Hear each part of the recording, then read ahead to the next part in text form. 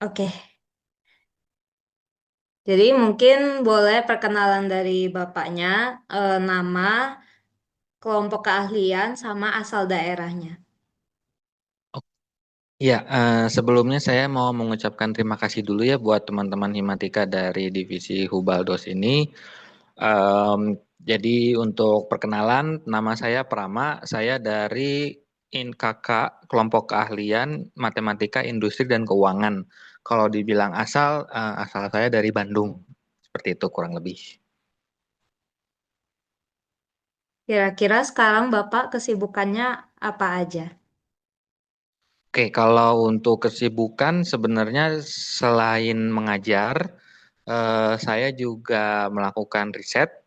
Riset saya sendiri sekarang itu cukup beragam ya, lagi seputar penyakit di otak. Sebenarnya tidak hanya penyakit di otak, tapi juga fungsi otak itu sendiri.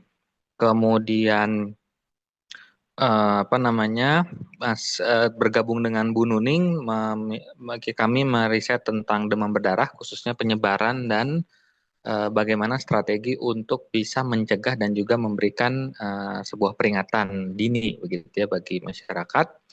Lalu di luar penyakit, saya sekarang lagi masuk ke arah riset apa namanya kualitas air dan juga apa treatment itu apa ya bahasa Indonesianya, aduh maaf. Pengelola pengolahan air seperti itu.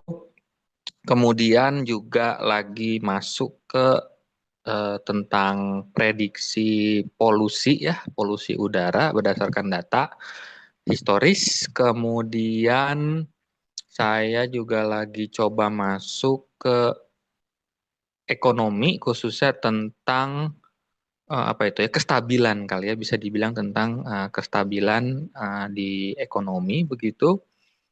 Kurang lebih itu mungkin selain riset, sekarang saya sedang ditunjuk oleh KKMIK sebagai penanggung jawab acara Industrial Mathematics Weeks, yang mana acara ini akan dilakukan di bulan Juli tahun ini, tahun 2026.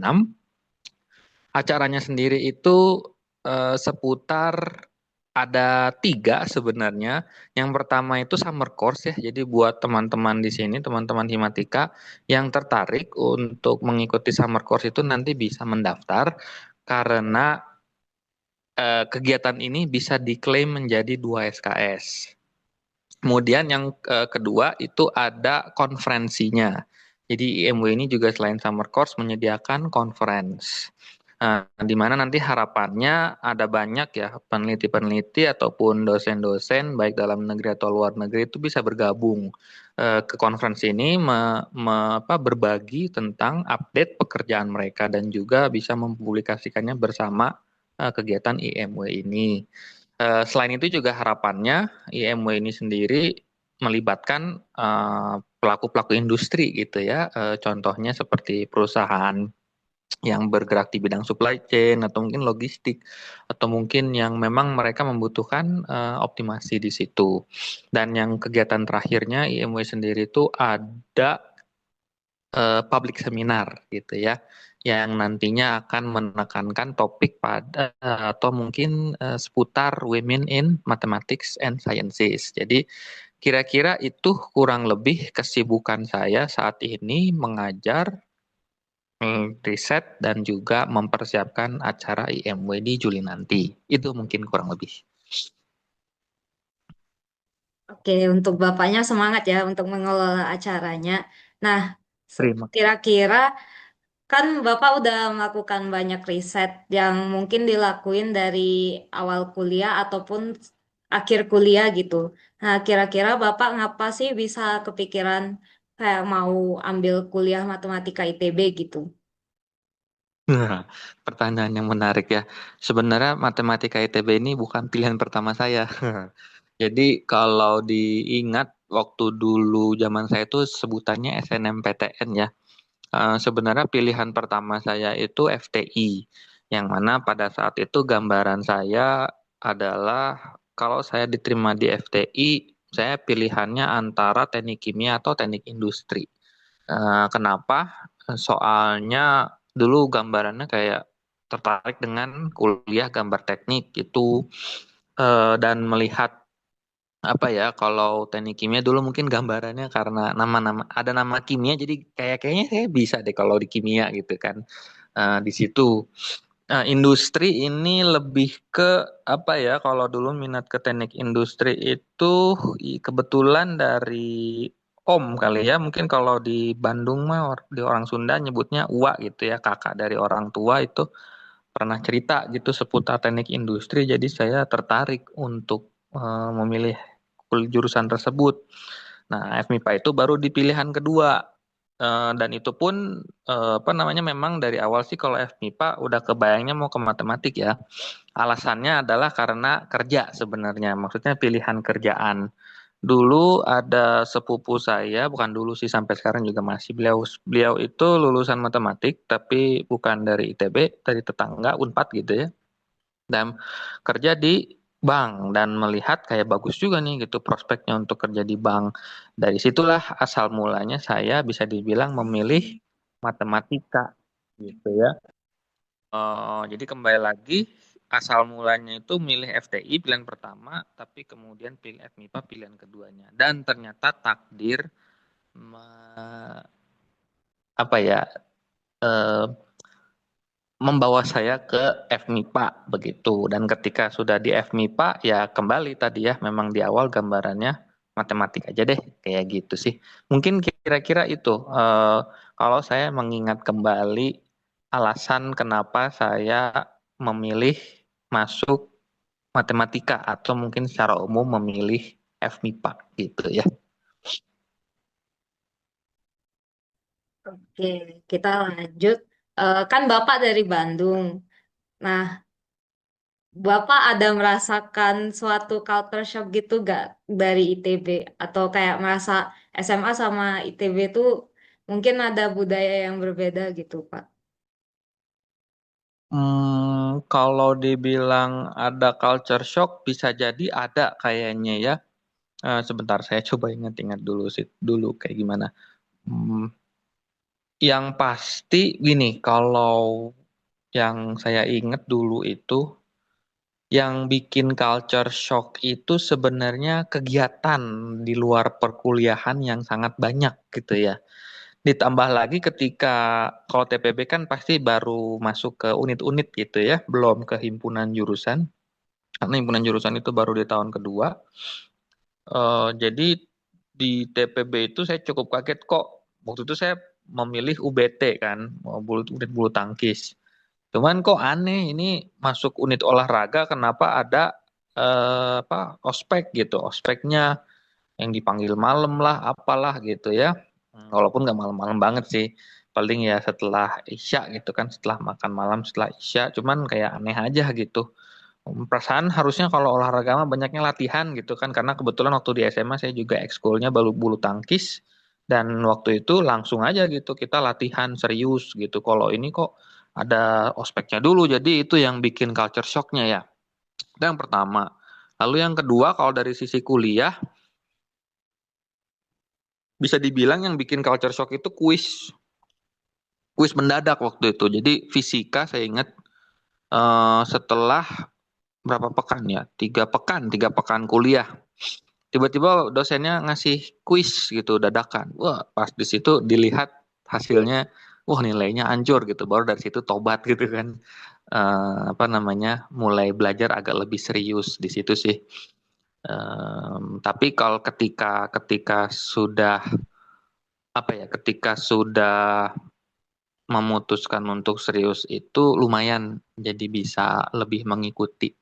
Jadi kalau dibilang culture shock ada atau enggak, tetap ada gitu ya. Dan itu datangnya dari dua, dari kegiatan mahasiswanya sama dari awal-awal perkuliahan. Mungkin di situ kira-kira pengalaman saya dulu.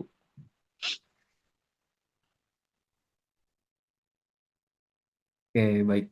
Jadi barusan soal pengalaman Bapak selama kuliah ya. Nah, selanjutnya kami juga ada pertanyaan lagi untuk selama Bapak kuliah di ITB, di mana biasanya tempat favorit Bapak untuk belajar atau misalkan untuk nyantai. Oke. Saya sebenarnya anak rumahan. Jadi kalau belajar senengnya di rumah ya. Nggak apa namanya, sangat jarang saya untuk nongkrong di kampus belajar gitu. Termasuk di tingkat 2 waktu di himpunan, saya termasuk yang mungkin hampir nggak pernah untuk belajar di himpunan gitu ya. Pas banyaknya itu pasti belajar di rumah. Kemudian kalau untuk kayak misalkan zaman dulu tuh nggak sebanyak sekarang kafe-kafenya, walaupun ada kantin-kantin ya. Tapi kantinnya ya kantin jadul gitu. Jadi bukan tempat yang buat saya nyaman untuk ditongkrongin gitu ya. Kalau sekarang mah udah lebih baik gitu kayak Dalaraos, kemudian apalagi tuh kafe yang di CC Timur gitu ya. Itu sudah jauh lebih baik. CC Barat maaf. Kalau zaman dulu belum ada yang kayak gitu, jadi saya nggak begitu tertarik untuk belajar atau nongkrong santai di area kampus. Nah, selain itu juga saya tuh selain acara himpunan, kalau buat stay di kampus, di luar acara himpunan saya tuh soalnya ini dulu sambil ngajar dan ngajarnya itu lumayan jauh di Pasteur. Sehingga waktu saya itu kalau tidak ada kuliah di sore hari ataupun kegiatan himpunan, saya pasti ngaburnya ke Pasteur buat ngajar. Itu kira-kira. Oke, baik. Berarti Bapak selama kuliah juga cukup banyak kesibukannya, salah satunya tadi mengajar. Berarti kalau misalkan untuk tantangan, ada apa saja tantangan yang Bapak miliki selama kuliah di ITB, Pak? Tantangan ya, tantangan ini dalam bentuk kayak gimana tuh? Mungkin boleh apa dikasih contoh? Ya, mungkin tadi kan Bapak bilang Bapak harus mengajar, jadi mungkin Oh. bagi waktunya sulit atau kecapean karena mungkin sibuk. Jadi Ya, keteteran dalam akademik itu semacam. kalau misalkan urusannya sama akademik sebenarnya yang jadi tantangan itu ekspektasi saya sendiri ya. Berharap untuk selalu bisa A gitu. Cuman ya nggak juga gitu kan. Jadi sebenarnya tantangannya di situ sehingga apa? Ya kalau misalkan saya terlalu berekspektasi tinggi yang ada malah ke stres gitu ya. Jadi sebenarnya tantangan terbesarnya dari diri saya sendiri. Kalau terkait dengan kegiatan-kegiatan, kayak ngajar juga sebenarnya itu nggak full ngajar gitu. Jadi kadang saya apa namanya, saya akan ngajar di sana itu di Pasteur itu nanti ada waktu istirahatnya juga gitu. Jadi nanti di waktu istirahat itu mungkin kalau saya harus ngerjain PR atau mungkin saya harus belajar persiapan ujian ya udah di situ paling ya dicoba dimanfaatkan. eh Ngomong-ngomong soal tantangan sebenarnya kuliah ya yang paling menurut saya yang paling dulu pengalaman berat itu tuh ya dari kuliah aljabar sama analisis ya. Itu sih. Jadi ketika ketika misalkan lagi sibuk terus dua kuliah tersebut atau salah satunya mau ujian biasanya ya itu apa namanya benar-benar ini ya perlu banyak penyesuaian mungkin eh, untuk persiapannya. Jadi bisa dibilang tantangannya pertama dari diri sendiri, ekspektasi diri sendiri khususnya, lalu yang kedua biasanya dilihat ya dari kuliahnya sendiri ya. Kalau memang itu berat, ya biasanya perlu banyak penyesuaian waktu sih. Mungkin gitu kira-kira ya. Oke, Mudah-mudahan bisa baik, Pak. ditangkap. Kalau yang untuk aljabar itu mungkin bisa diceritakan lebih lanjut gak, Pak? Kayak kenapa Oh, itu menjadi tantangan gitu. ya. Atau yang Itu waktu itu saya ingat banget kuliahnya strukal. Kebetulan waktu itu apa saya langsung jadi kalau zaman dulu itu alinnya aljabar linear ya itu dilakukan di semester ganjil.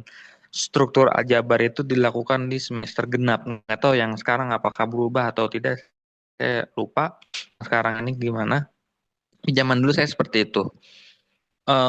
Jadi Sale di semester 3 itu langsung ke semester 4 ngambil strukal. Yang mana bener-bener kaget tuh ya. Di situ jadi dan memang sih sebenarnya kalau dibilang kalau sekarang gitu kayaknya gampang ngomongnya bahwa konsepnya sederhana. Kita harus bisa mengembalikan apa yang ditanya kepada definisi gitu kan. Apakah bisa dibuktikan oleh definisi atau mungkin dari teorema-teorema yang ada gitu bisa dibuktikan. Cuman ya gimana ya baru baru pertama kali tahu kuliah kayak gitu itu lumayan bikin stres sih. Sehingga itu waktu itu ya tantangannya adalah gimana caranya supaya bisa dipahami gitu kan di dengan apa di luar kuliah gitu. Jadi memang memaksa diri untuk belajar itu gitu. Eh, Ter apa ya? Paling gitu sih mungkinnya dulu dari kuliah struktur aljabar itu tantangannya. Oke, berarti Bapak seperti menemukan apa ya, pengalaman belajarnya ya cukup berbeda di struktur aljabar itu karena gak banyak menemui angka ya mungkin. Oke, Mm-mm. em, untuk mengatasi tantangan-tantangan tersebut, ya menurut Bapak skill apa yang sangat diperlukan untuk mencapai keberhasilan dalam akademik? Apa ya? Aduh, bentar. Saya bingung juga nih untuk untuk saya juga sambil inget-inget dulu ya. Waktu dulu tuh gimana? Soalnya ini beda nih kalau kalau pakai sudut pandang yang sekarang ini terlalu berbeda ini. Gitu.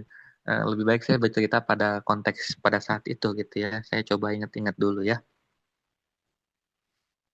Kalau dulu eh, yang saya alami sebenarnya saya selalu ya menomorsatukan itu akademik gitu perkuliahan saya.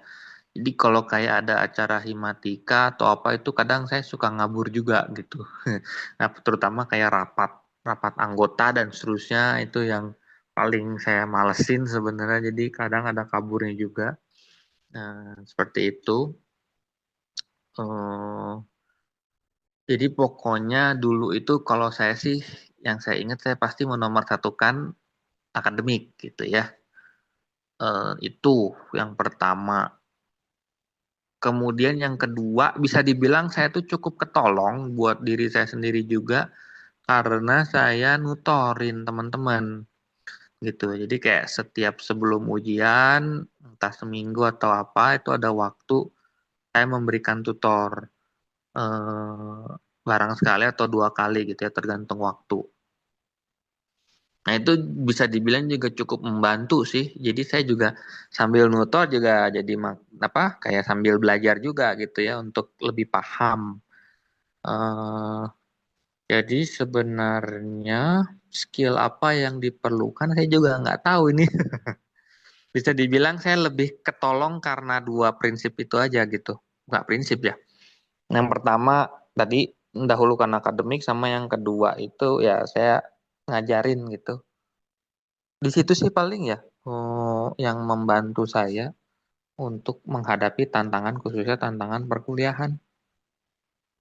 Kalau masalah waktu atau apa itu mah ya semua orang juga kayaknya dapat deh teori manajemen waktu gitu ya, tapi pelaksanaannya kan tidak tidak bisa sesempurna itu dulu gitu. Walaupun dulu kayak kalau saya ingat-ingat saya punya planning apa-apa, tapi kayaknya nggak berjalan juga gitu. Ya pada akhirnya mengalir aja dengan sendirinya. Cuman tadi mungkin ya kembali kepada 2 hal yang sudah saya ceritakan. Gitu mungkin. Jadi kalau Oke, Pak. ditanya skill, Tadi nggak kan, tahu saya. oke, oke. Lanjut ya, Pak. Boleh, Tadi mangga kan silakan. Bapak udah ngomongin soal kegiatan tutor. Mungkin boleh diceritain lebih lanjut, Pak, kayak kegiatan selain itu yang pernah Bapak ikutin selama kuliah di ITB. Kalau yang rutin sih pastinya himpunan ya. Himpunan. Terus di tahun ketiga itu kebetulan saya juga gabung jadi BP. Oh, jadi kalau bisa dibilang di tahun ketiga, tahun keempat itu lebih banyak himpunan. kegiatannya. Terus tadi tutor di himpunan gitu ya, tutor teman-teman. Kemudian kalau untuk tutor lagi juga pada saat itu tuh kita divisi sains akademik itu kerjasama sama divisi Kesra dari KM ITB untuk kasih tutor TPB yang dari daerah 3T. Nah, itu saya terlibat di situ. Kemudian bahkan gara-gara masuk SA jadi juga nutor ke luar himpunan, ke luar himatika. Kayak contohnya meteorologi, itu kan mereka dapat Mafek ya. Itu sampai nutor ke situ. Terus apa lagi ya? TI ngajar nggak ya? TI saya lupa. TI kayaknya sempat ngajar. Biologi juga pernah ngajarin. Jadi sampai ke situ kalau pada saat masa himpunan ya, tutor di Himatika dan di luar Himatika. Kalau sebelum di Himatika, belum maksudnya sebelum jadi BP, paling ya banyaknya di ngajar SMA gitu. Bimbel. Terus paling apa lagi ya? Saya itu kalau unit mahasiswa saya udah ogah. Walaupun akhirnya terlantik ya di semester 2 itu, tapi saya udah ogah gitu. Sejak saat itu ngapain unit olahraga tapi kayak begitu gitu kan. Hmm, Apalagi ya? Hmm, itu udah kayaknya itu kali ya. eh Kayaknya itu deh yang saya ingat dulu kegiatan saya ngapain aja. Ya itu, mungkin itu Oke. dulu ya yang saya ceritakan. Tadi kan Bapak bilang cukup aktif ya di himpunan. Terus sempat jadi BP juga. Nah, kira-kira apa pengalaman yang paling berkesan menurut Bapak sama jadi entah jadi mahasiswa di ITB atau selama berhimpun? Sama mungkin kenapa Bapak milih mau lanjut jadi BP di himpunan? Ya. Kalau buat BP ini, ini panjang ceritanya nih. Jadi pertama kalau dari pengalaman yang berkesan dulu ya, yang pasti apa namanya, saya pernah ikut lomba pemodelan matematika waktu itu apa namanya ditawari oleh Bu Nuning gitu ya dan hmm, lombanya tuh tim gitu. Mungkin kalau teman-teman dengar MCM gitu ya kemarin cukup rame, maksudnya cukup lagi di prodi itu nyari gitu ya, nyari yang mau ikut lomba tersebut. Nah, waktu dulu saya juga pernah ikutan, alhamdulillah waktu itu bisa gitu, dapat dapat apa namanya, dapat gelar gitu ya. Eh, nah, pada saat lagi MCM itu, saya tuh kan bosen ya, maksudnya kayak pusing gitu mikirin lomba, karena lombanya ini 5 hari dan nggak bisa berhenti gitu. Dalam sehari itu harus fokus terus gitu mikirin soal lomba. Entah itu mikirin konsepnya, metodenya, modelnya, simulasinya gitu ya. Itu kayak lagi mumet. Jadi keluarlah dan akhirnya saya datang ke hearing Kahim angkatan saya. Nah, di situ saya nanya gitu kan. Tapi setelah saya nanya, saya tinggalin gitu. Entah dijawab atau enggak sama si calon-calon Kahimnya. Nah, singkat cerita, akhirnya terpilihlah Kahim dari angkatan saya waktu itu. eh, dari angkatan dan si Kahimnya ini terus kemudian minta saya untuk gabung di BP gitu ya. Jadi bukan atas keinginan sendiri tapi karena itu permintaan dari teman untuk bergabung di BP kayak gitu. Jadi itu mungkin yang bisa saya ceritakannya. Jadi pengalaman yang paling berkesan itu tadi di lomba pemodelan sama kalau di BP itu kenapa alasannya lebih karena diminta oleh teman kayak gitu. Soalnya dulu kayak apa ya, saya udah sempat kayak merasa capek gitu di himpunan. Eh, Waktu itu kesan yang saya terima pada saat saya tingkat 2, eh maaf, tingkat berapa ya? Ya, tingkat 2 ke tingkat 3 ya. Itu kayak kok motor kegiatan itu cuman angkatan kami gitu. Mana yang angkatan atasnya gitu kan kami mempertanyakan dan di situ saya sama dua teman saya sebenarnya udah sempat ngobrol kayak ih capek ya gitu di himpunan udahlah gitu males habis ini taunya diminta jadi BP ya udahlah oke aja gitu. Gitu mungkin sedikit cerita saya. Oke, tadi kan Bapak juga udah ikut lomba MCF ya yang pemodelan. Nah, MCM. itu Bapak kenapa kayak milihnya spesifik buat ke matematika industri gitu, buat bidang yang Bapak tekuni sekarang? Oke. Eh, du apa ya? Kenapa akhirnya saya memilih matematika industri dan keuangan? Dulu pertama memang gambaran saya adalah ke perbankan gitu ya. Ketika masuk matematik, ketika masuk FMIPA khususnya. Dan dilihat itu kalau kuliah keuangan itu memang posisinya di MIK gitu. Tapi kemudian eh, lebih jauh dari itu ternyata pada akhirnya saya tidak tertarik untuk ambil kuliah keuangan. Semua matematika keuangan enggak sih, enggak semua juga ya. Jadi saya nggak kayak hilang minatnya, cuman timbul minat pada ini. Dulu itu timbul minat tentang optimasi gitu.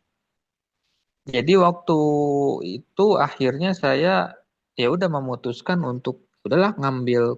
Nah kalau dulu tuh kuliah pengoptim itu bukan kuliah wajib zaman saya. Dulu mah nama kuliah pilihan terarah. Nah, jadi dari situ mulai saya tuh kayak, oh tertariknya ke optimasi, jadi saya langsung sikat aja. Pertama metode optimasi. Metode optimasi itu padahal tingkat 3, tapi saya ambil di tingkat 2. Nekat gitu. Untungnya diizinin sama dosen wali. Pertama itu setelah tahu metode optimasi ternyata menarik gitu ya, akhirnya saya langsung ke pengoptim, saya ambil. Terus habis itu nah ada yang kuliah S2 pas saya tingkat 4 apa tuh metode optimasi lanjut gitu ya itu juga saya ambil. Terus bahkan di kuliah matematika kombinatorik ada optimasi kombinatorik itu juga saya ambil gitu. Jadi pertama sih lebih karena tertarik di itu ya di metode-metode optimasi itu kayak gitu. Kemudian selanjutnya yang bikin saya makin bertahan di MIK itu adalah kuliah PDP gitu, persamaan diferensial parsial. Kalau zaman saya dulu PDP itu kuliah tingkat 3, kalau sekarang kan tingkat 4 ya. Nah, zaman dulu itu kebetulan angkatan pertama yang salah. Pada saat saya tingkat 3 kuliah PDP itu pertama kali dimunculkan gitu ya di S1. Eh, karena waktu itu ada pergantian kurikulum dan ada penambahan kuliah. Kuliah PDP yang ditambahkan dan akhirnya ya udah saya ngambil gitu ya. Karena apa? Selain optimasi saya juga tertarik dengan persamaan diferensial gitu. Eh bertanya-tanya tentang penggunaan persamaan diferensial itu seperti apa sih gitu ya. Dari situ gitu.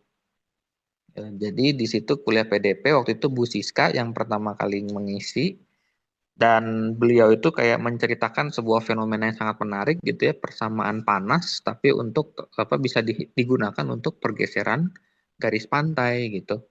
Nah itu kayak buat saya kayak apa ya kayak sebuah eh apa bahasanya bukan hidayah lebih kayak ih kok bisa begini gitu ya menarik sekali gitu. Akhirnya dari situ ya udah saya makin yakin untuk tetap di MIK mengambil semua kuliah yang ada di MIK kecuali matematika keuangan gitu paling. Oke, jadi Bapak tertarik banget ya di MIK.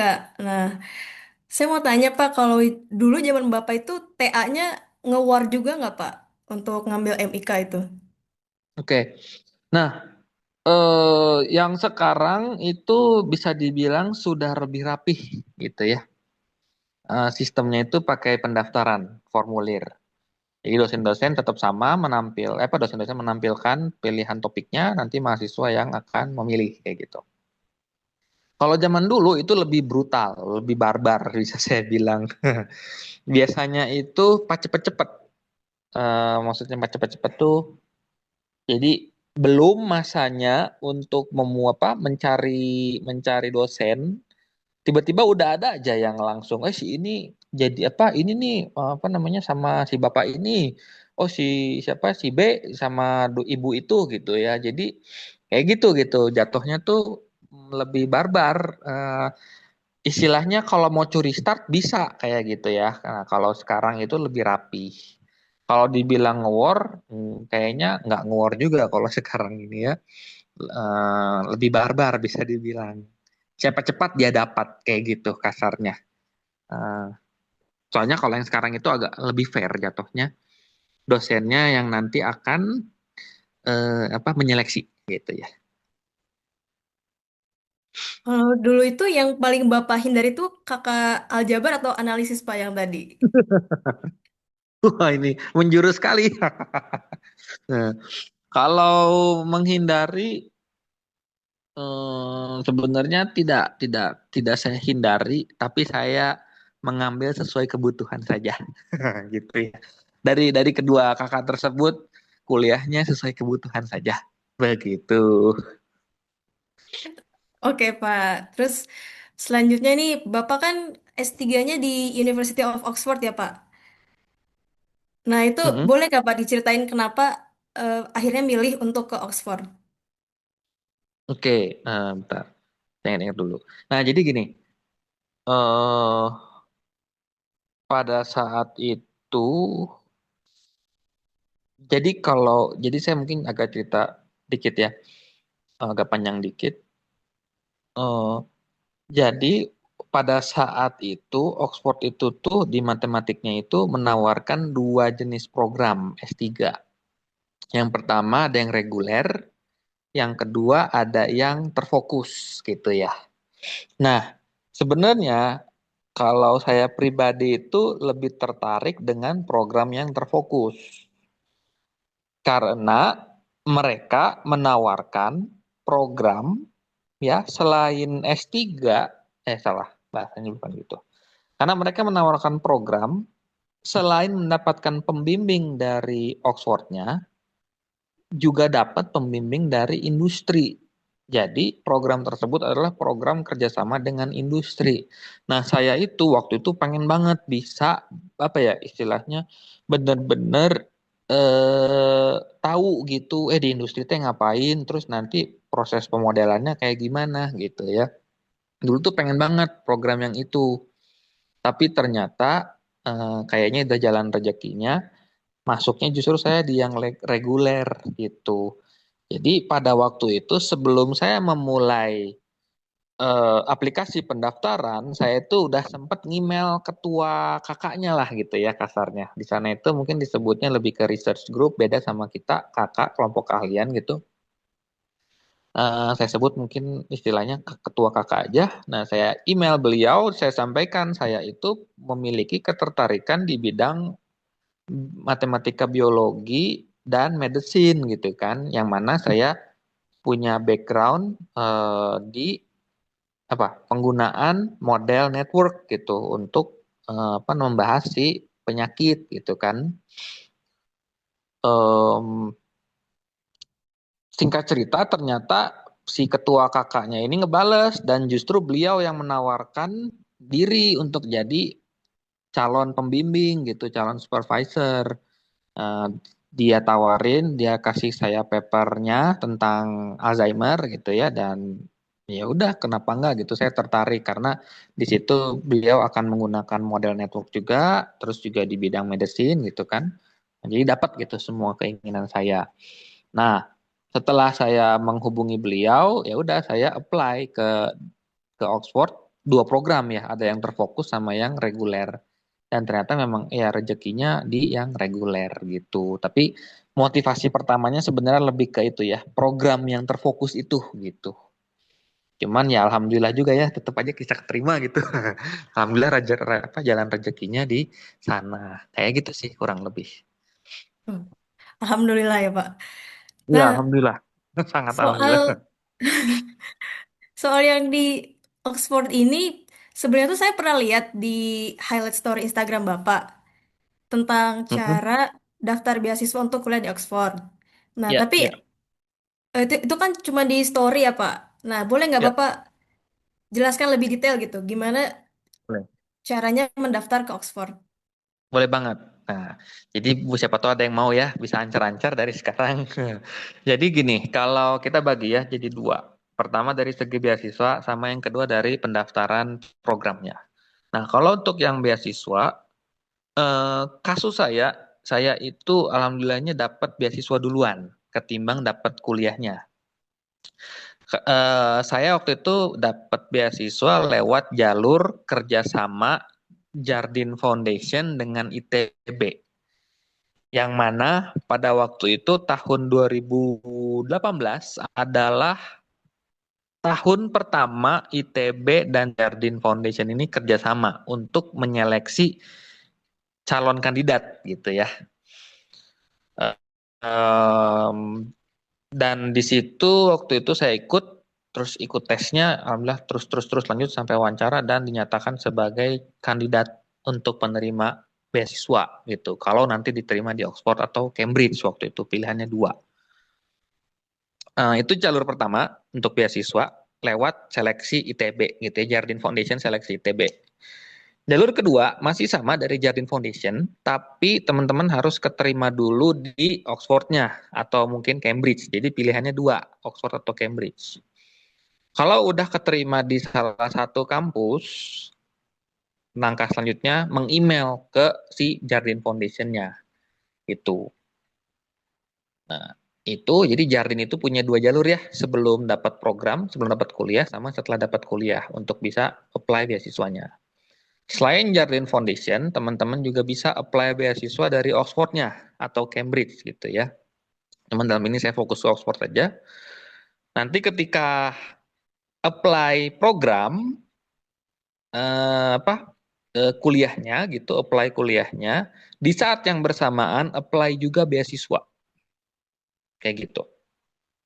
Dan untuk beasiswanya itu banyak disediakan. Mereka punya punya jalurnya tersendiri gitu ya. Bukan dari kampusnya, tapi dari kayak foundation yang lain kayak gitu. Jadi kurang lebih mungkin itu gambaran untuk beasiswa. Kalau beasiswa LPDP ya lain lagi ceritanya ya.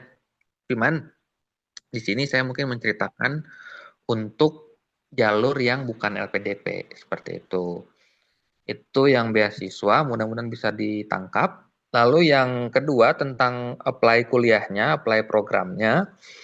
Nah, Oxford sendiri itu membuka jalur tunggal. Jadi nggak ada istilahnya jalur masuk lewat calon dosen pembimbing. Walaupun saya ngemail ya ke dosen pembimbing saya itu yang kemarin, tetap aja saya harus melalui seleksi gitu. Jadi saya apply di bulan Oktober, seingat saya Oktober November lah. Karena memang aplikasinya dibuka di sekitar bulan tersebut.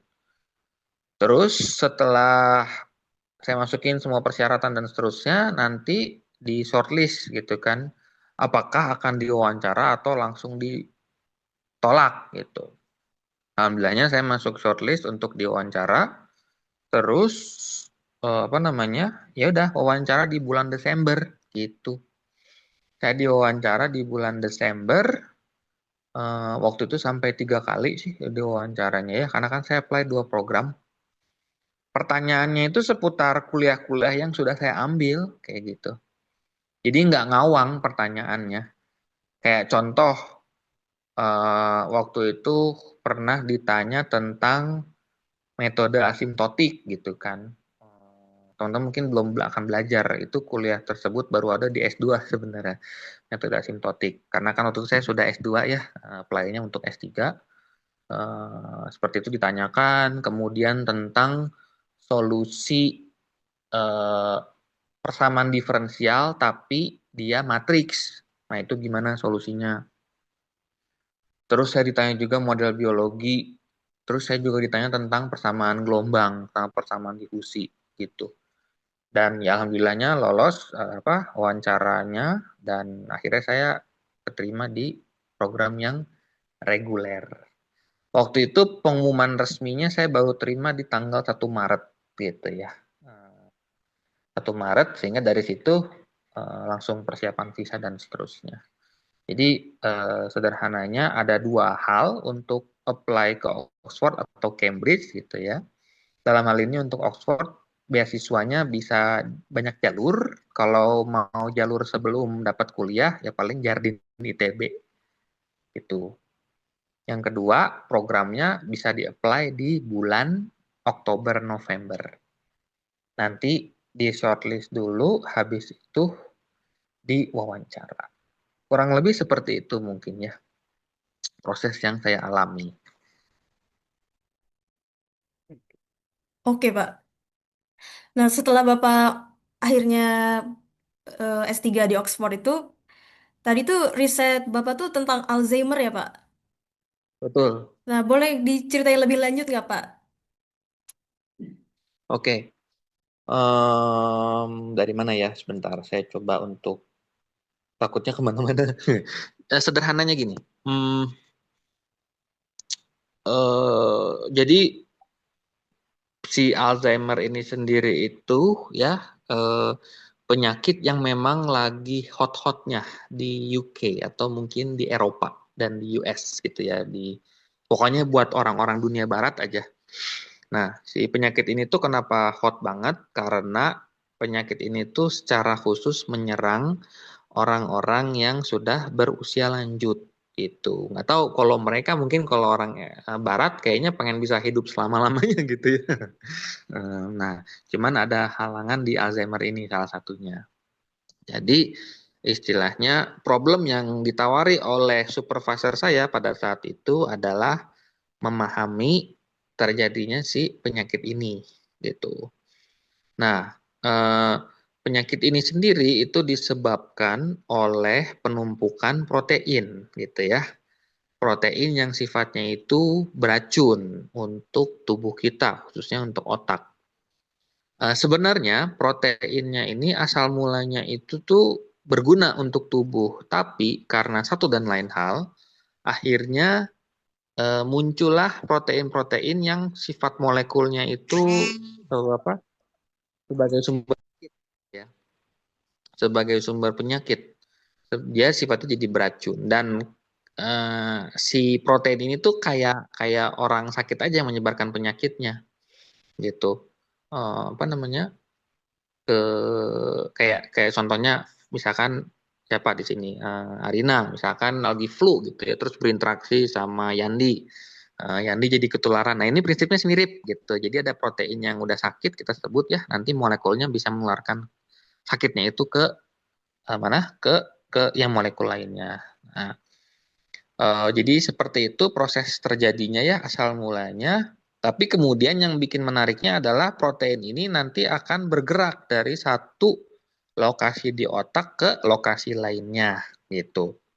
Jadi saya selain mencoba memahami fenomena secara temporal gitu ya, evolusi terhadap waktunya, penumpukannya itu sampai separah apa sih?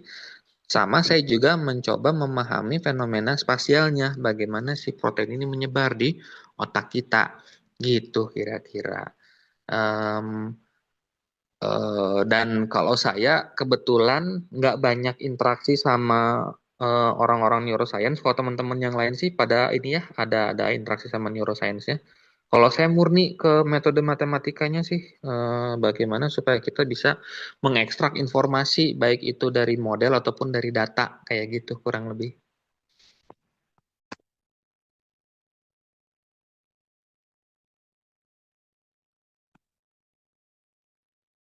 Gimana bisa ditangkap nggak? Silakan aja kalau bingung, kalau ada yang mau ditanyain tanyakan aja ya.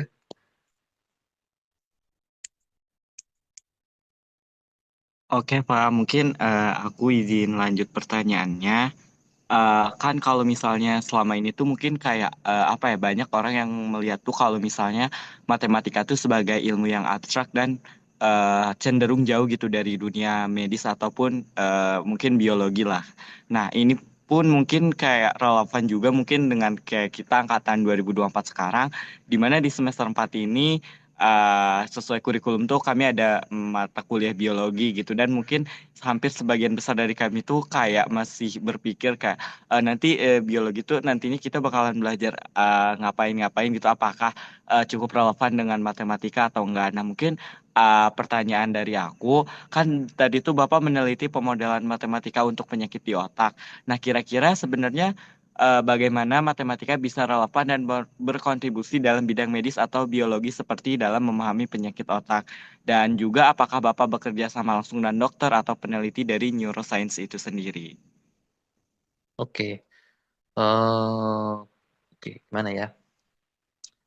Pertama, kalau untuk kuliah biologi, jangan expect untuk bisa relevan dengan apa dengan ini ya, dengan matematik gitu.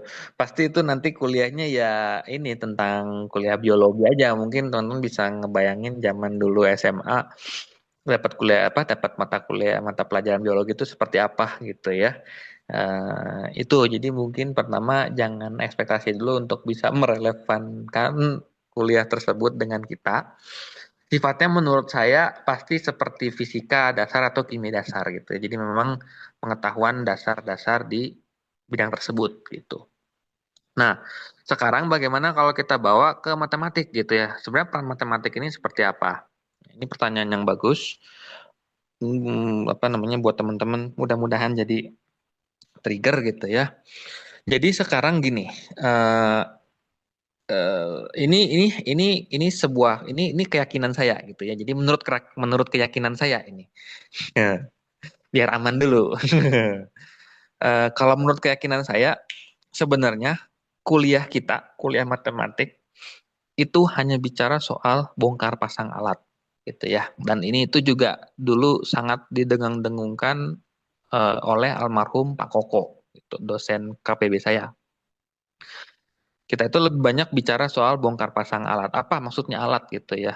Contoh deh, waktu di kalkulus gitu kan, mau ngitung volume puding misalkan atau volume nasi kuning gitu ya, bisa pakai integral lipat dua gitu kan, atau bahkan pakai integral yang volume benda putar aja deh gitu.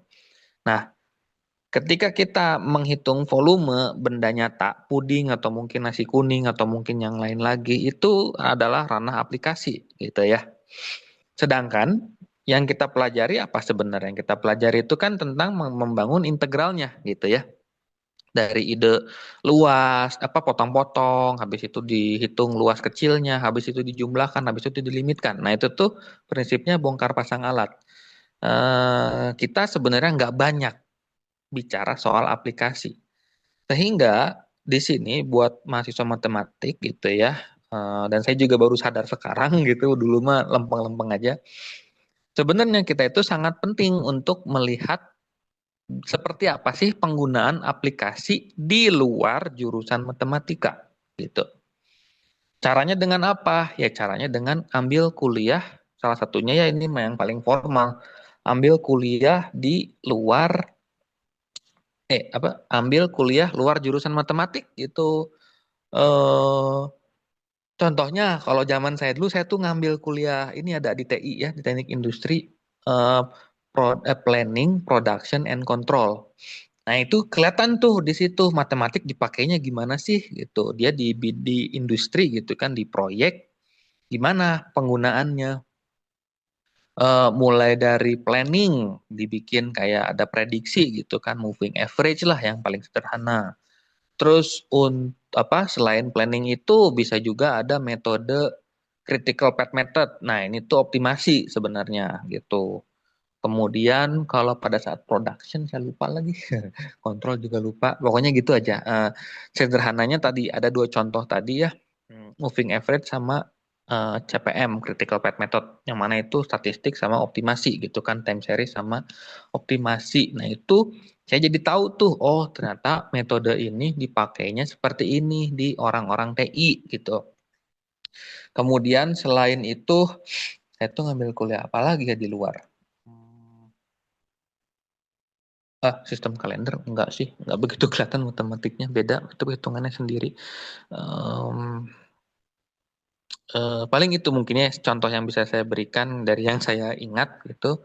Jadi kembali lagi tadi kuliah kita itu yang saya yakini adalah hanya membahas bongkar pasang alat, belum banyak membahas soal aplikasi. Sehingga teman-teman di sini juga perlu untuk banyak mencari tahu tentang aplikasi-aplikasi matematika itu sendiri gitu ya. Kemudian kalau misalkan dikaitkan dengan ranah biologi atau mungkin kesehatan secara umum bagaimana? Ya kembali lagi, teman-teman perlu cari informasi lebih gitu ya.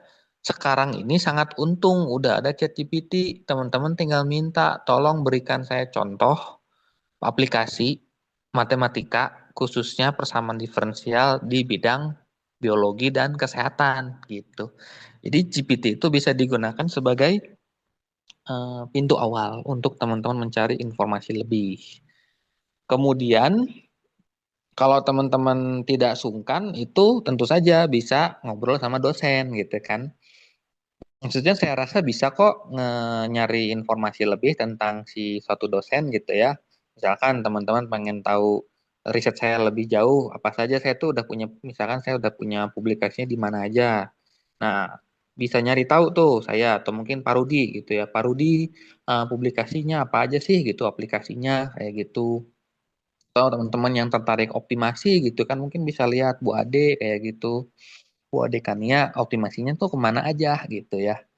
Jadi apa namanya dicoba untuk mencari tahu sedini mungkin. Mungkin kemarin ada kuliah PPM ya, pengenalan pemodelan matematik. Nah, itu juga salah satu pintu itu pintu masuk supaya teman-teman nanti bisa nyari tahu lebih banyak lagi. Jadi mungkin seperti itu yang bisa saya ceritakan. Masalah relevansi matematika dengan aplikasi gitu ya, secara umum. Itu paling. Oke, Bapak kan tadi tuh kalau nggak salah mau riset tentang penyakit di otak nih. Nah, kira-kira Bapak tuh bekerja sama langsung dengan dokter kah atau misalnya dengan peneliti neuroscience dalam riset tersebut? Oke, saat ini sejujurnya saya belum kerjasama sama orang-orang neuroscience. Kalau waktu pas S3 itu masih cukup sering saya berinteraksi ya, walaupun saya belum kerja bareng gitu. Karena kalau dulu itu waktu S3 tuh cukup banyak seminar gitu. Jadi seminar itu bisa ketemu gitu kan, atau kalau ini bisa tanya-tanya langsung dan seterusnya. Kalau sekarang nggak ada apa namanya, saya belum ketemu sih tepatnya orangnya ya yang bisa diajak diskusi atau mungkin ngobrol lebih jauh gitu. Syukur-syukur bisa kerjasama kalau di bidang penyakit otak ini. Kalau tadi kan saya mungkin sempat cerita ya tentang demam berdarah, kita kebetulan sama Bu Nuning sudah punya rekanan kerjasama sama orang kesehatan, sama orang iklim juga BMKG, gitu kira-kira. Kemudian kalau kalau kalau misalkan lebih jauh lagi ya, kalau ekonomi saya punya rekanan dosen SBM. Beliau memang lulusan ekonomi. Kalau untuk yang riset air, kualitas air, saya punya kerjasama rekanan sama dosen teknik lingkungan itu, dan juga kerjasama sama apa ya bahasanya ya, sama si ini PAM, apa PDAM gitu ya, sama PDAM. Jadi seperti itu. Sejauh ini sih yang saya belum punya rekanan kerjasama itu di siapa namanya, di yang Alzheimer ini gitu ya, di penyakit otak. Tapi alhamdulillahnya kalau untuk riset-riset lain itu sudah ada rekanan.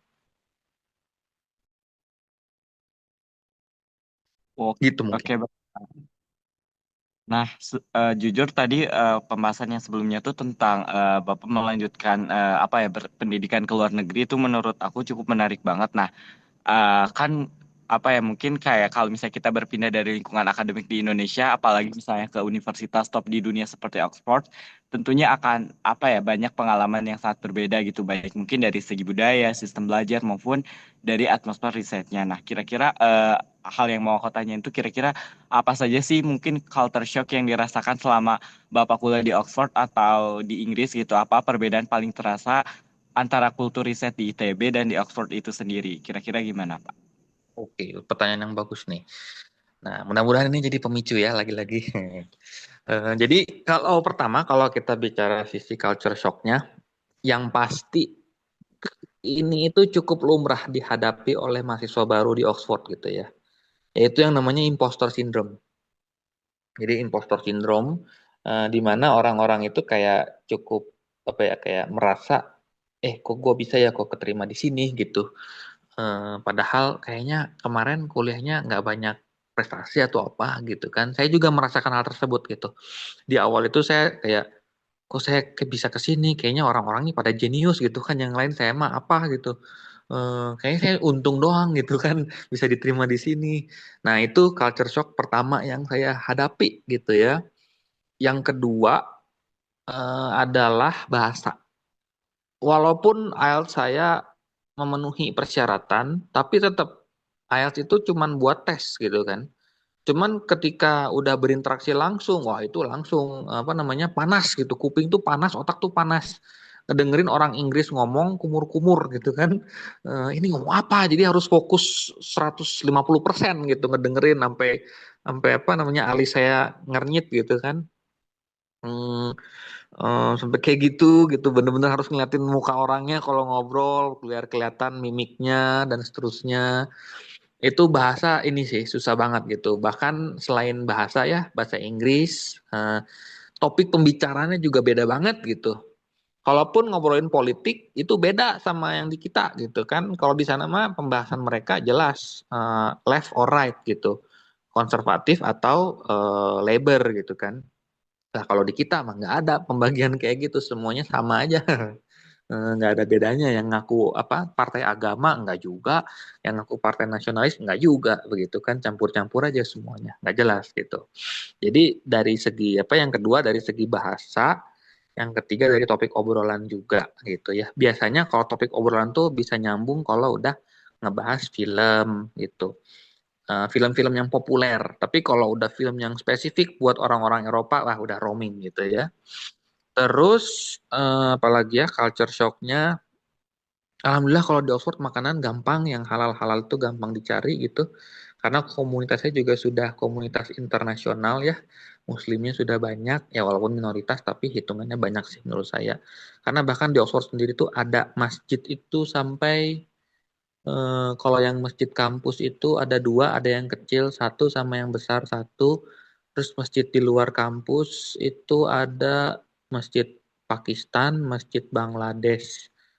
Satu, dua, bentar, saya ingat-ingat dulu. Bangladesh, Pakistan, ada lagi nggak ya ke sananya? Kayaknya udah. Oh, ada lagi, ada tiga. Jadi total ada masjid 5 di Oxford tuh. Dan itu gampang untuk akses semuanya ya, gitu.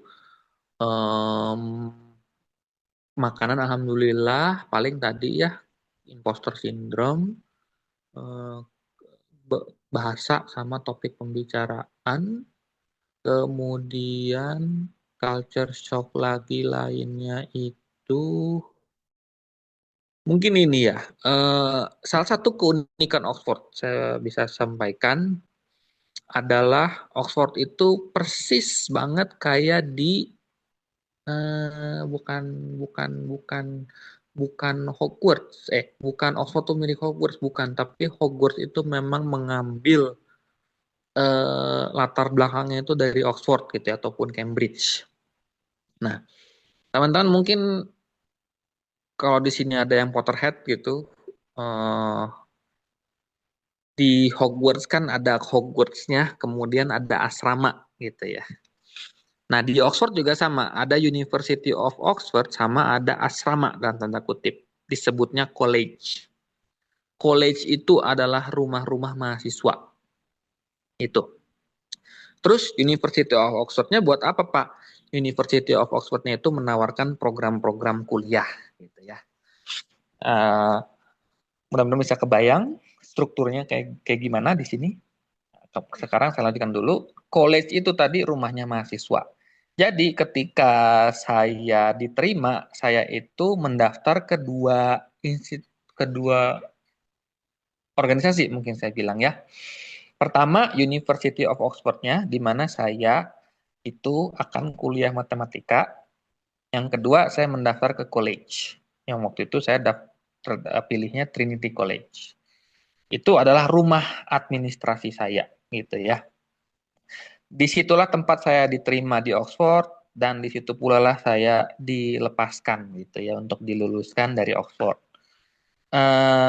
Uniknya adalah di college itu kita tidak hanya ketemu teman-teman matematik, tapi juga ketemu teman-teman dari jurusan-jurusan lain seperti hukum, bahasa gitu ya, English ataupun Prancis ataupun Spanyol, apalah macam-macam, eh, sejarah, kemudian apalagi art gitu, atau mungkin sosial yang lain-lain gitu ya, teknik juga ada. Nah di situ tuh nyampur ketemu semua.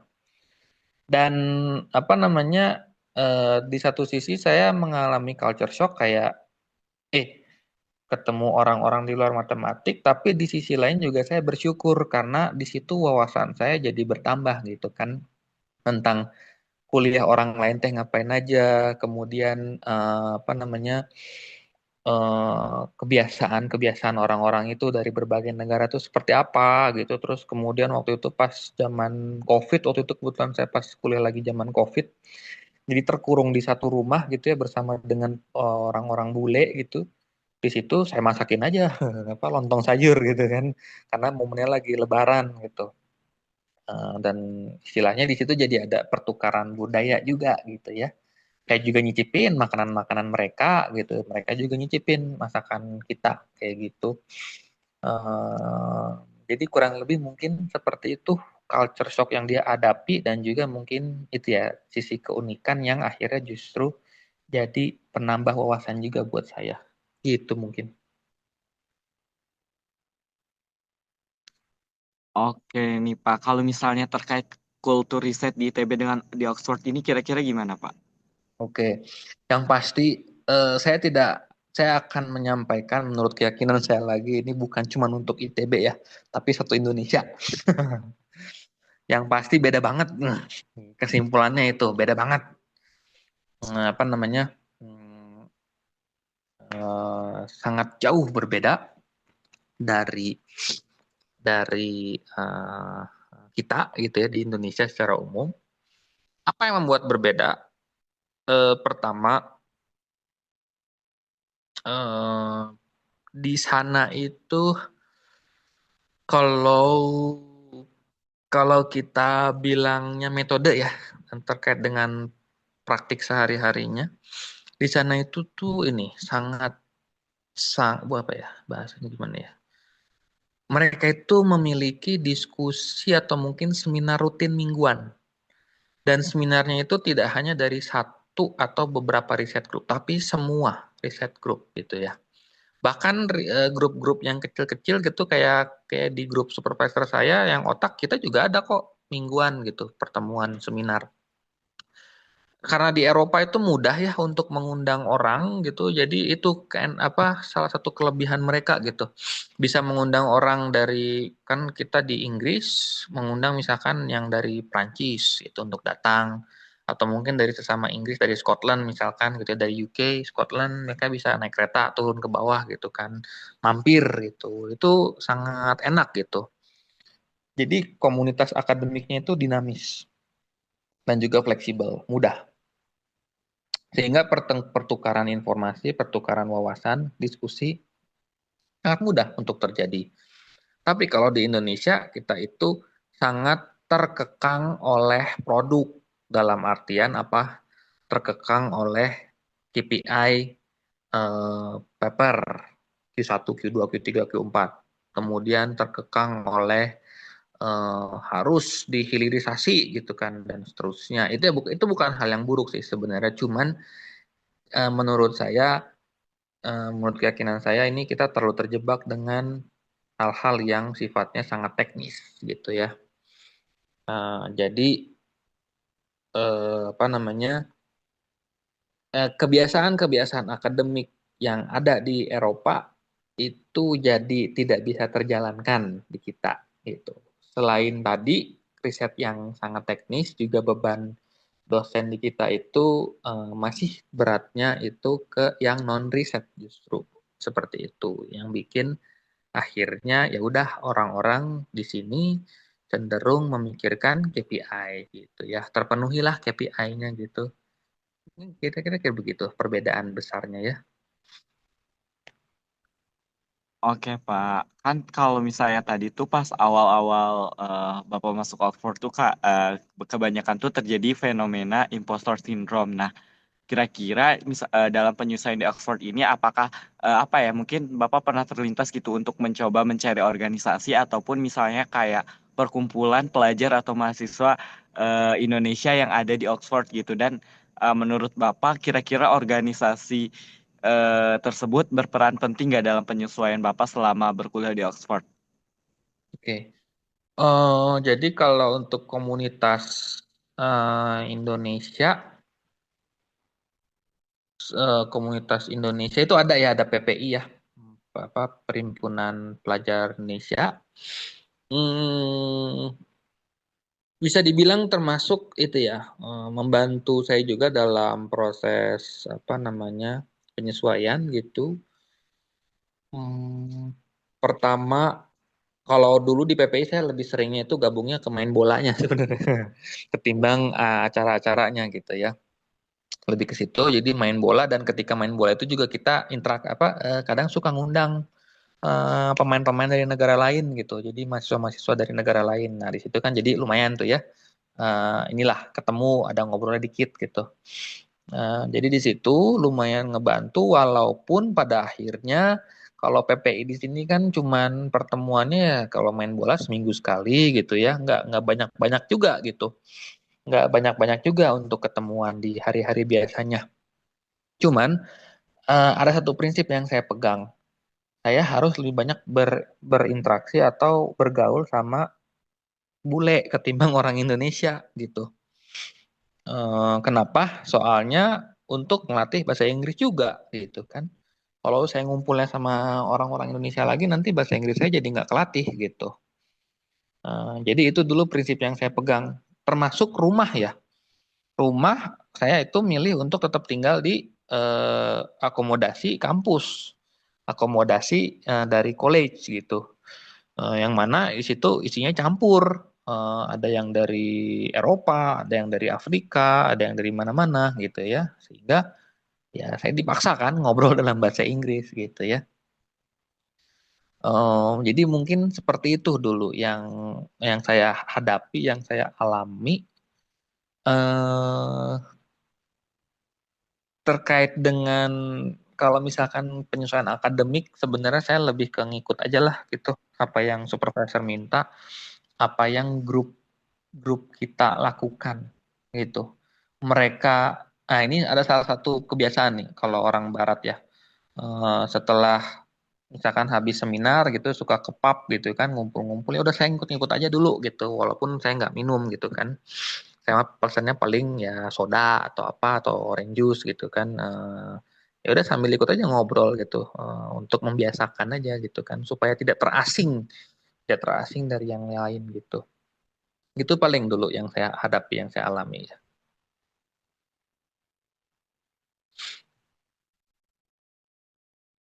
Oke, mungkin kan kalau misalnya tadi itu pernah dengar juga kan kalau misalnya Bapak tuh pernah kuliah di Oxford gitu di luar negeri dan itu tuh masih di saat masa pandemi gitu. Mungkin kan kalau misalnya yang aku lihat dari cerita orang-orang tuh kan misal kayak kalau kuliah di kesulitan yang Bapak hadapi saat kuliah di Oxford pas masa pandemi COVID-19 itu, Pak. Oke, tadi mungkin agak keputus ya, tapi saya coba nanti tolong di ini aja, tolong diingatkan lagi kalau ada yang belum terjawab. Em, jadi kalau pada saat masa COVID itu hal yang paling berat ya, yang harus saya hadapi itu sebenarnya adalah tinggal sendirian. Eh, jadi waktu itu kasusnya itu adalah awal mulanya saya itu, jadi kan COVID itu kan mulai istilahnya apa ya, measure-nya itu apa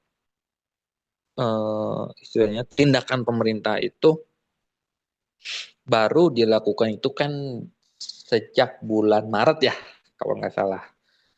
Kalau di UK sih baru bulan Maret. Nah, jadi awal-awal Maret 2020 itu saya akhirnya ditinggal sendirian di rumah, di akomodasi. Dulu awalnya harusnya kita satu flat itu berdua gitu ya, satu flat berdua, flat di flat saya teman saya itu eh, jadi kondisinya itu waktu itu satu flat, dua kamar tidur, satu dapur, satu kamar mandi gitu ya. Nah, cuman teman saya ini dia akhirnya memutuskan untuk pulang gitu, pulang kampung. Jadi saya sendirian. Awal-awal di 6 bulan pertama masih oke lah, masih bisa, maksudnya masih oke untuk sendirian. Tapi kemudian pada saat saya pindah akomodasi, yang harusnya akomodasi tersebut diisi oleh 3 orang, ternyata 2 orang lainnya nggak ada yang datang. Jadi saya sendirian lah di flat yang lebih besar tersebut gitu. Ya walaupun akhirnya kamar mandi sama dapur saya kuasai sendirian gitu ya. Jadi saya bisa eksperimen macam-macam, masak gitu, buat buat waktu itu kan lagi puasa juga gitu ya. Kalau pas puasa jadi bisa macam-macam. Cuman maksudnya ketika sendirian untuk waktu yang berkepanjangan itu ternyata berat gitu ya. Eh, Ternyata saya walaupun senang untuk di rumah, tapi tetap saya tuh perlu orang untuk ada di rumah gitu ya, orang lain di rumah untuk berinteraksi gitu. Itu kira-kira yang paling berat yang saya rasakan ketika kuliah di masa COVID gitu ya.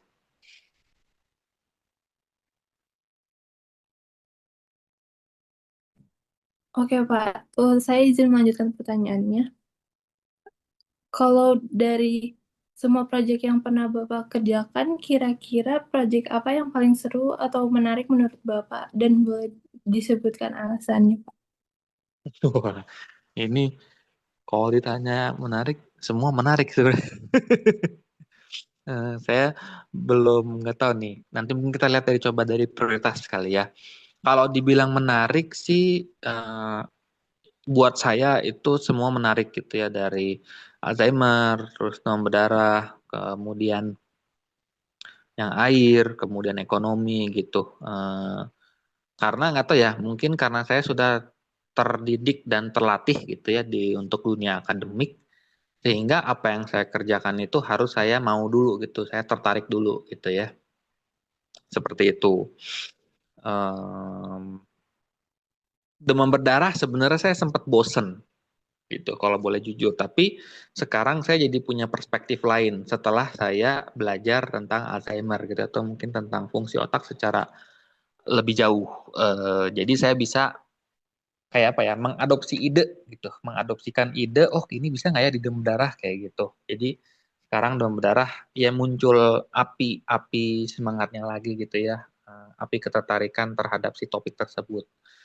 Nah, tapi kalau dari segi prioritas, saat ini prioritas terbesar saya justru saya lebih pengen, apa bahasanya ya? Saya lebih pengen melihat aplikasi matematik di industri gitu. Kenapa?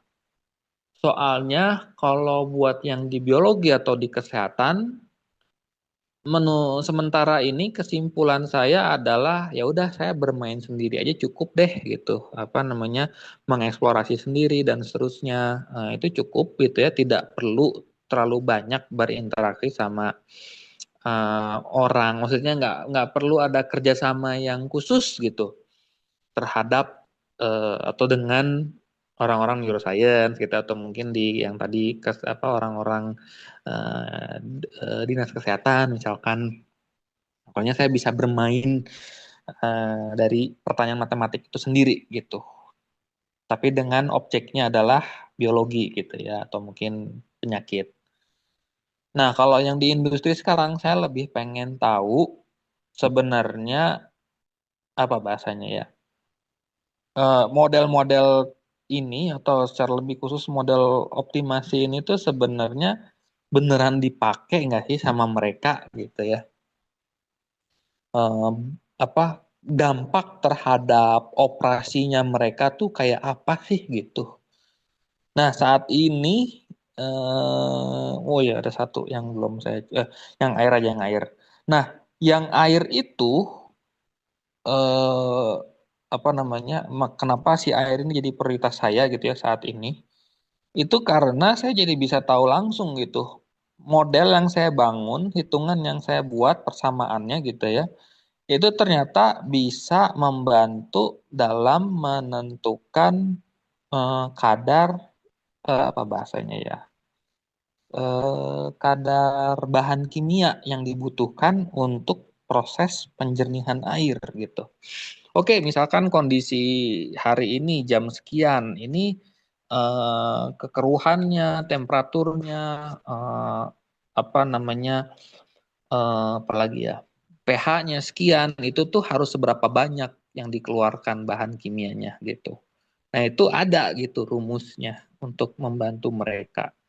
Jadi bisa terlihat gitu ya. Oh, ini tuh beneran dipakai gitu. Jadi bisa dibilang kalau misalkan menarik, semua menarik menurut saya. Tapi saya mungkin sekarang melihat prioritas gitu ya. Prioritasnya apa? Prioritasnya itu adalah yang lebih bisa diterapkan di industri. Mungkin begitu. Baik, Pak. Selain ketertarikan Bapak pada pemodelan matematika ini, sebelumnya sempat dibicarakan juga tentang ketertarikan Bapak di bidang keuangan perbankan sebelum em, untuk pas lagi ingin masuk ke FMIPA matematika ya, Pak. Mm-mm. Kalau boleh diceritakan mengapa pada akhirnya Bapak memilih menjadi dosen di ITB, Pak? Oke. Oh, jauh juga ya. Bridgingnya kemana? Pertanyaannya kemana? Nggak apa-apa, nggak apa-apa. Eh, jadi kalau apa ya? Pertama terkait yang perbankan itu sebenarnya karena faktor saudara tadi sepupu gitu ya. Cuman apa bahasanya pada saat itu saya belum tahu banyak gitu. Cuman tahu kayak kerja di bank, posisi bagus, gaji bagus gitu ya. Tapi untuk lebih dalamnya seperti apa saya belum benar-benar belum tahu pada saat itu. Nah, mulai-mulai tahu itu karena ya selentingan-selentingan kuliah PTSB dari teman-teman gitu ya, dari teman-teman saya maksudnya. Dan kayak udahlah males lah gitu. Akhirnya kesimpulannya seperti itu. Nah, singkat cerita, saya S1 gitu ya, S2, kemudian saya banyak dilibatkan di apa di riset dosen. Kemudian saya juga kan banyak ngajar gitu ya dan nutor. Setelah saya lulus S2 itu saya tuh sempat exchange dulu justru ke Jerman. Tapi mungkin jalan rezekinya ya pada saat itu dibuka jalur dosen gitu. Ya akhirnya saya didorong oleh dosen gitu ya untuk bisa mendaftar. Dan juga ketika saya coba refleksikan pada saat itu kayaknya emang saya di akademik deh jalannya begitu soalnya selama saya kuliah apa yang saya lakukan itu lebih banyak ke kegiatan-kegiatan yang berbau akademik, ngajar lah, ikutan riset lah gitu. Kemudian saya juga waktu itu sempat kayak diminta bantu apa, ngebantu kayak bikin-bikin proposal riset gitu. Jadi tahu gitu seluk-beluk di balik riset itu seperti apa. Lebih ke situ mungkinnya. Jadi bukan karena keinginan sejak awal. Kalau dibilang keinginan mah keinginan, seingat saya dulu saya memang ada ya pengen jadi dosen, tapi sebelumnya saya pengen kerja dulu gitu justru seingat saya tuh. Nggak yang langsung jadi dosen, cuman ya jalan rezekinya berkata lain ya. Sama apa yang saya lakukan selama kuliah itu memang arahnya udah kuat ke sana gitu. Jadi ya udah, kenapa enggak gitu sih lebih ke situ ya. Untuk baik Pak, untuk pertanyaan selanjutnya, em, kalau dari mulai untuk pertanyaan selanjutnya Pak, em, dari dalam pandangan Bapak, mulai dari saat Bapak masih menjadi mahasiswa matematika sampai sekarang menjadi dosen matematika di ITB, bagaimana pandangan Bapak tentang matematika sebagai ilmunya sendiri ataupun secara prospek pekerjaan ke depannya menurut Bapak? Oke. Oh, ya dari semua pengalaman saya aja gitu ya. Pandangan pribadi, sebenarnya kalau dari segi ilmu, gimana ya bahasanya? Dan ini saya juga coba, saya tuh pernah membandingkan sebenarnya apa sih perbedaan kuliah di kita sama di Oxford gitu kan. Ternyata jawabannya lah tidak ada perbedaan. Dari segi kuliahnya ya sama gitu. Apa namanya? Cara penyampaiannya itu kita satu arah gitu ya. Kemudian mahasiswanya juga ternyata banyak diemnya juga gitu, nggak dengerin, nggak banyak nanya, mungkin paling satu dua gitu mahasiswa yang memang dia aktif gitu ya. Tapi selebihnya yang lain-lainnya mah ya sama diem gitu, nggak banyak nanya gitu kan. Termasuk di kelas tutorial, ya dengerin aja udah kayak gitu mahasiswanya juga pada saat saya jadi asisten tutor gitu ya. Jadi kalau dari segi kuliah saya menemukan tidak ada perbedaan di kita ataupun di Oxford.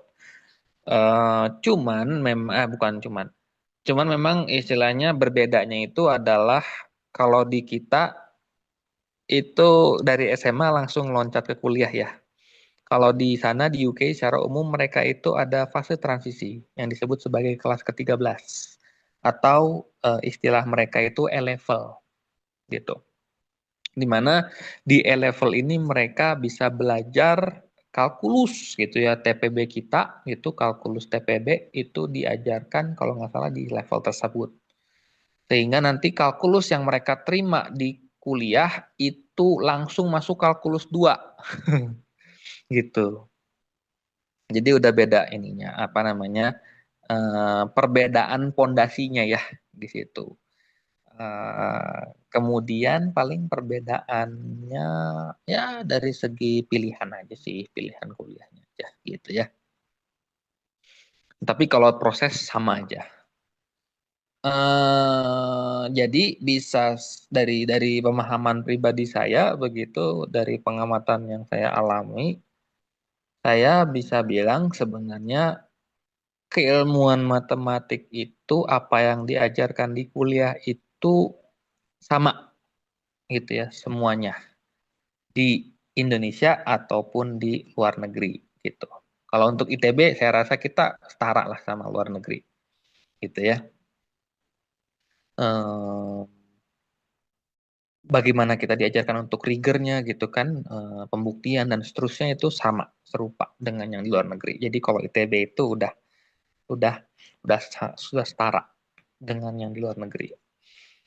Em, Hanya saja tadi ya kalau dari kebiasaan akademik, budaya akademik, kalau di luar negeri mereka fleksibel, dinamis. Jadi pertukaran ide, informasi itu sangat cepat. Kalau di kita lambat, relatif lambat, sehingga perputaran topiknya di kita itu cukup terbatas. Kalau di sana cepat perkembangan topiknya. Jadi buat teman-teman di sini harus sering-sering nyari informasi sebenarnya ya, buat melengkapi wawasan itu. Nah, kalau misalkan sekarang kita bicara prospek kerja, sebenarnya gimana ya bahasanya ya? Ini menurut keyakinan saya lagi ya. Cuman ini zamannya udah beda gitu kan. Yang sekarang sama zaman saya dulu tuh beda banget gitu. Sekarang itu udah banyak isu-isu lainnya gitu kan. Mulai dari memang lapangan pekerjaan yang lebih sedikit, kemudian politik sana sini huru hara gitu kan. Termasuk kestabilan keamanan dunia gitu udah banyak banget gitu isunya sekarang. Jadi agak beda dengan apa yang saya hadapi pada zaman saya kuliah dulu gitu ya.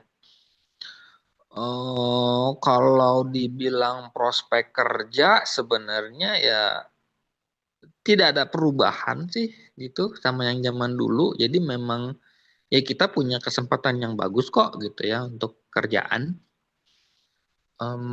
Cuman karena adanya tantangan lebih gitu ya dari sisi yang tadi atau mungkin sekarang udah ada AI. Nah ini yang eh, perlu lebih apa ya? Kalau menurut saya harus ada harus ada harus ada nilai tambah gitu. Nilai tambahnya itu apa? Nilai tambahnya itu adalah kemampuan, ini buat anak matematik ya. Bentar, saya nyebutnya gimana ya? Teman-teman di sini ada yang pernah nyari tahu tentang consulting? Belum ya? Eh, Nanti coba, ini sebentar, saya coba sambil share dikit ya. Di situ ada tentang case study. Jadi nanti silahkan dilihat aja. Ini itu adalah pembahasan tentang apa ya, tes untuk masuk ke dunia consulting.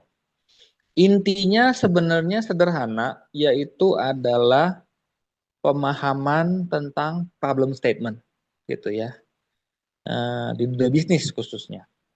Nah, buat anak matematik itu sangat penting untuk sekarang itu belajar tentang problem statement menurut saya.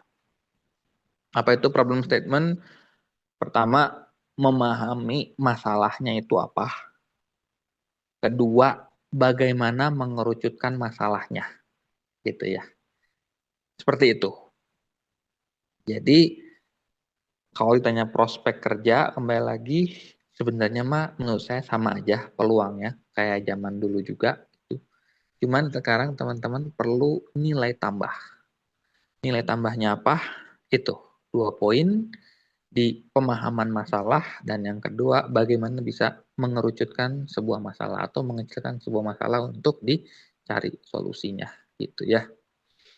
Lebih ke situ mungkin yang bisa saya sampaikan dari hasil pengamatan saya selama ini. Baik, Pak. Selanjutnya sebagai pertanyaan penutup, kira-kira apa harapan Bapak terhadap mahasiswa matematika ITB ke depannya dan apakah ada pesan khusus yang ingin disampaikan untuk Himatika saat ini? Oke. Nah, kalau harapan saya sederhana ya, karena maksudnya kalau saya itu kan memang concern tertingginya itu di pemodelan matematik gitu ya. Nah, teman-teman coba tolong apa namanya, lihat matematik itu bukan hanya sebagai mencari solusi analitik gitu ya, mencari persamaan tertutup, mencari apalagi teorema, enggak. Kita bukan hanya soal itu, tapi teman-teman harus bisa mengeksplorasi si persamaan tadi gitu ya. Persamaan tertutup tadi, persamaan solusi analitiknya itu harus dieksplorasi. Kenapa? Karena kembali lagi, matematik itu buat saya ya, kalau kita melihatnya pakai sudut pandang aplikasi gitu, industri, kita hanya tools, kita hanya support. Yang paling penting adalah memahami konteksnya gitu. Jadi ketika sudah punya sebuah persamaan, itu tolong dikembalikan lagi ke konteksnya, dikembalikan lagi ke pertanyaannya, dengan cara apa? Disimulasikan, dicoba-coba gitu ya. Di apa, kalau kemarin mungkin ada psikomat gitu kan, ada psikomat. Nah, itu yang agent based modelingnya itu mungkin bisa divariasikan kayak gitu. Untuk bisa mengetahui, oh ternyata terjadi seperti ini, oh terjadi seperti itu, sehingga bisa mengambil kesimpulan yang kuat terhadap sebuah masalah. Itu mungkin harapan saya untuk mahasiswa matematik. Jadi tolong bahasa sederhananya diperkuat kemampuan eksplorasi dan simulasi gitu ya. Bukan hanya sekedar menyelesaikan soal itu. Kalau untuk himatika, sejujurnya saya belum banyak berinteraksi dengan himatika ya setelah pulang sekolah. Paling ya kalau yang terakhir-terakhir ini kemarin sempat coba untuk ini yang tentang lomba gitu, sama divisi lomba itu. Sebenarnya saya nggak gitu paham sih di kegiatan di himatika ada apa aja ya.